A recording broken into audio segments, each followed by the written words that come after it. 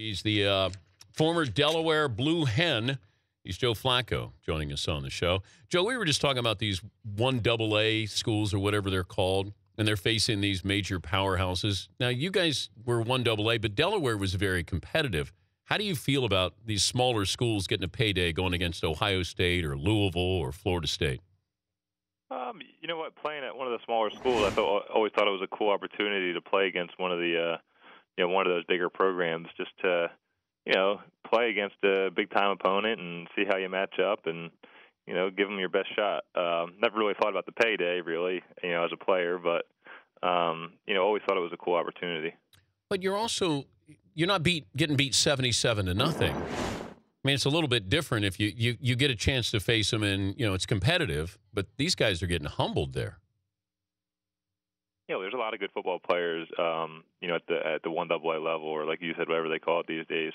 I think the biggest difference is just depth in the roster, with not as many scholarships and, just overall, skill, at some of the second and third teams at the lower level. But, most of the starting teams are pretty good. It's just a matter of being able to hold up for a 60-minute game over what's usually a little bit more physical and a little bit bigger team. Overcoming perception, where you're at Delaware, if you'd stayed at Pittsburgh or played someplace else, the perception of you being a big-time quarterback, how do you think that would have been different as you were approaching the draft? I don't know. I mean, it is tough to think about. I was at Pittsburgh. I was at a big school, and it didn't work out there. So obviously, I was at the 1AA level for a reason.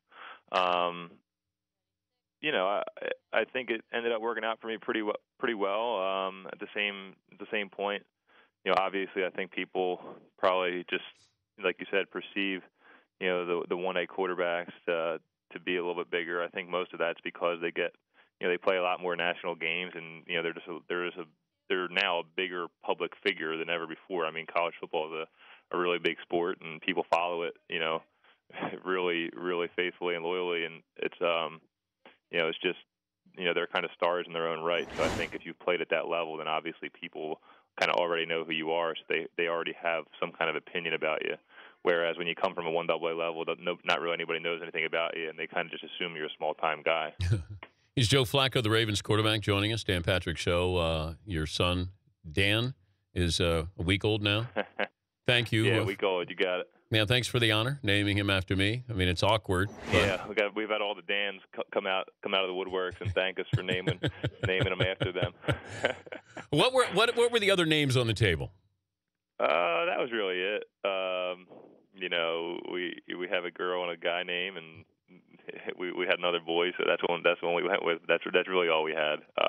My wife's father is Daniel, so that's good. But give me the scenario where you would not have played in the game, time wise. There wasn't one. It was something that me and my wife discussed, and we were hoping that it didn't happen, and we really didn't think it was going to happen, but we had talked about it nonetheless, and it's just the way it worked out. I wish I could have been there. Obviously, I mean, it's one of the biggest things, and that was the most important thing that day. But, I always say, I got a job to do, and there's 52 other guys that were counting on me to do some kind of job. So I was glad I was able to go out there and be there for my team, and then go home and have a newborn sitting there with me. It was a pretty cool day, and something that we'll remember as a family for a long time. And it's that moment where you never want to miss the birth of your children. How hard is it to play a football game knowing what just happened, a few hundred miles away? Yeah, you know what? We talked about it, and you're like, yeah, I'm going to play, and we've been through it before, and I want to be there with you, hon. But you're gonna do great. You're gonna do great. And then you get that call at 5:30 in the morning, and your heart starts racing. And you're like, oh my gosh, what are we gonna do? I can't believe this is really happening. So I was like so hyped up the whole morning. I couldn't really relax that much, and it was great that she happened to have the baby at 11:30.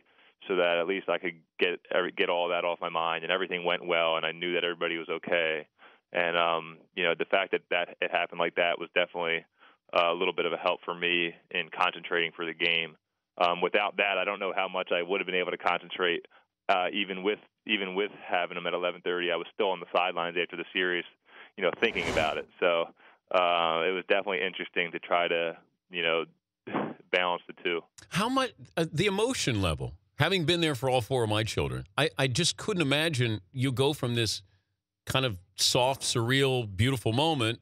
You're not there, but you're thinking about it, and then you got to go out and make sure that the Browns don't take your head off. Yeah, like the juxtaposition. Man. I got to tell you, it really was. I underplay a lot of things, and it was a lot more difficult than I thought it would have been. What the birth of our first son was, super just amazing. I mean, super emotional, and even being 100 miles away, when I got the call and then called the hospital and was talking to my wife, and they were putting the baby on her chest. I mean, it kind of felt like I was there. I mean, it was a pretty emotional time. So the good thing is football is an emotional sport, and and when you go out there with those kind of things, you're usually able to play well because you're always playing on some kind of emotion on Sunday with some kind of emotion on Sunday. So I think I think I was able to handle it pretty decently, and it was like I said, it was just a balance, because it was definitely in my mind, and not in the back of my mind either. It was right up front, so it was an interesting day. You want your kids to play football? Oh, no doubt about it. I've been asked this question a lot. Yeah, I want them to play all kinds of sports, and football definitely being one of them. And we'll see what kind of talent they have to see what level it takes them to. But yeah, I hope they're good athletes, and I definitely want them to play football if that's the case. I tell people that the difference between watching a game on TV and being on the sidelines, when I was out there for the Thursday night opener when you guys played the Broncos, the sound of football on the sidelines. I'm there with Rodney Harrison, who played at a very high level and was one of the tougher guys, and he said, I don't know how I played this sport. It's when you're outside looking in. It's unbelievable. I mean, it really is. If you ever get a chance to, talking to people out there, if you ever get a chance to be on the sideline, it might not be the best view, but I'll tell you what, man, you'll get a whole new perspective of what actually happens down there. Just, you don't realize the size of guys and the ability of everybody on the field. I'm not talking about 10 of the 11 guys, 5 of the 11, on each side of the ball. I'm talking about every single person out there is an above average runner to an elite runner. And they're just huge, and it's unbelievable. You wouldn't believe how many people come up to me and say, "Man, I didn't know you were that tall." Yeah, that's because I'm out there with a bunch of guys that are, 6'5" and above. It's unbelievable just what kind of collisions and what kind of speed is out there on that field. When you're watching Peyton Manning have that kind of performance, what are you thinking as the opposing quarterback? I know you want to do your job, but can you step back and marvel as a fan almost in any way of what Peyton did? No, I'm not marveling. I'm pissed, man. He got 7 touchdowns that game. I only threw 2, But isn't there a part of you that goes, damn, that's good? Yeah, darn, I wish I threw 7 tonight, Well, I watched it, and he struggled in the first half kind of figuring out your defense, and all of a sudden something clicked there, and that's a good defense. Yeah, a couple of things went their way in the third quarter. They actually came out and had a really nice drive, and then they blocked a punt, and boom, they're back in the end zone, and then we're 3 and out, and they're back in the end. They just, they kind of put it on us there in the second half, and we let the game get away from us a little bit. We were playing a decent football game. We could have made some more plays, but we were still hanging in there and playing a decent football game, and it got away from us. And obviously, he was a big part of that. I think your defense is better than last year.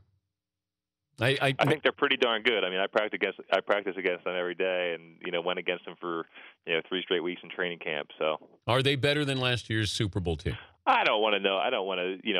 I'll leave that up to you guys, and and all that. But I'll tell you what, we're definitely good. I mean, come on. With the last 2 weeks, we haven't let a team in the end zone. It's pretty special, and while on offense, we got some new guys on that side of the ball, and some young guys that are playing for the first time. So. The fact that they've been able to do that has been huge for our team. Did Ray give a goofy pep talk before the game? No, you know what? I didn't see Ray until Sunday afternoon on the field. I wasn't sure if he was going to show up at our hotel on Saturday night and give us a little speech, but it never happened. I like how you had a sense of humor, because there are times when Ray gives those speeches where if I've heard it before, And I go, okay, Ray, we almost done? Yeah. Sometimes I catch some flack for busting with Ray, but you got to understand our relationship. I mean, we were here for 5 years, and Ray's you viewed as this big bad guy that I love Ray, and what kind of relationship would it be if I can't bust his balls every now and then, and even bust them publicly, if I'm gonna, I don't, when I bust his balls publicly, that's not the only time I do it, when I see him in person, I make sure I take a couple jabs at him, but he's an awesome guy, man, and was a great teammate, and it was all good yesterday. I couldn't imagine Ray reading a bedtime story to your boys. No, they wouldn't. I don't think that'd be good. I think he's got to read them like a story when they wake up in the morning so they get ready to go for the day. Because if he read them a bedtime story, they'd just be amped up and woken up. They wouldn't be ready for bed. Can you change a diaper before the play clock expires? Say that again? Can you change a diaper before the play clock expires? No, there's no doubt about it. You're not fast? I'm not. I've only changed like 2 or 3 diapers in my lifetime, and I don't have any. Yeah, so my wife takes care of those duties for me, and therefore come on, I'd be a couple minutes. I might have to bail out. Actually, I might never actually complete that task. Joe, you almost have as many Super Bowl rings as you do diaper changes. Come on. Yeah, hey man, hopefully I can get those Super Bowl rings above those diaper changes. That'd be a nice goal. Hey, well, congrats on the win, and more importantly, with the healthy baby. Thank you for joining us. All right, you got it, Dan. All right, that's Joe Flacco, pride of Delaware, the Blue Hens. The Dan Patrick Show, weekday mornings on Audience.